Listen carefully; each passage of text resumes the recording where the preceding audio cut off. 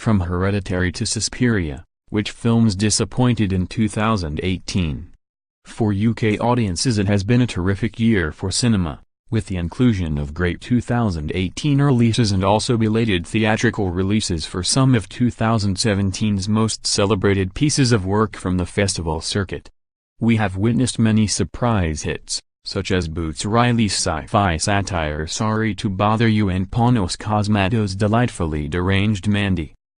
However, some of the year's biggest surprises have fell victim to excessive praise. The biggest disappointment of the entire year would have to be Ari Aster's directorial feature debut, which may sound odd because it's actually a perfectly acceptable effort.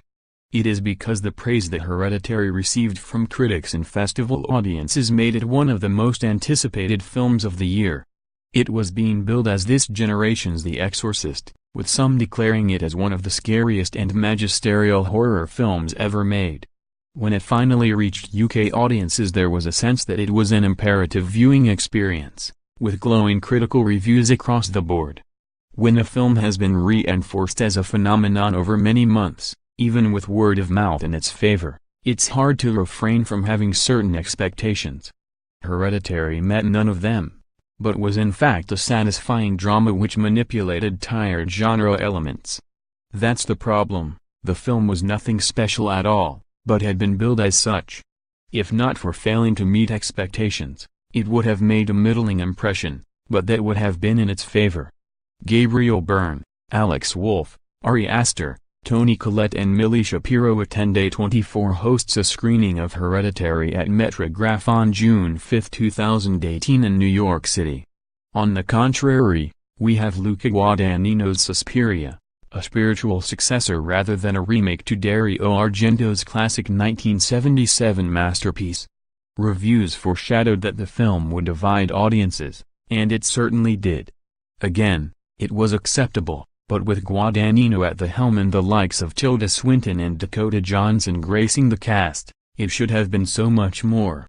The film lacked the atmosphere and horror of the original, favoring political and historical contextualization over mood, of which felt surprisingly bland. Despite being a much longer take on the story, it makes far less impact and fails to linger in the mind, which it certainly should have managed. A film that did linger in the memory, for all the wrong reasons, was Shane Black's sequel The Predator.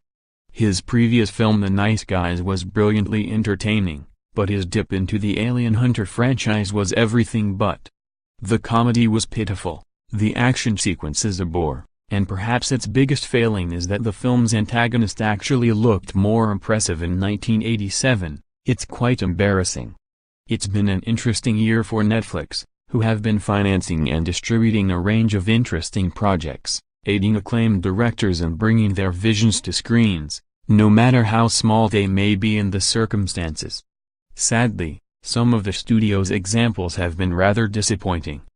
Jeremy Saulnier made a huge impression with his debut feature Blue Ruin and his follow-up Green Room, but his latest film Hold the Dark is simply moody and packs none of the punch found in his preceding work, and a similar argument can be made for Duncan Jones' Mute.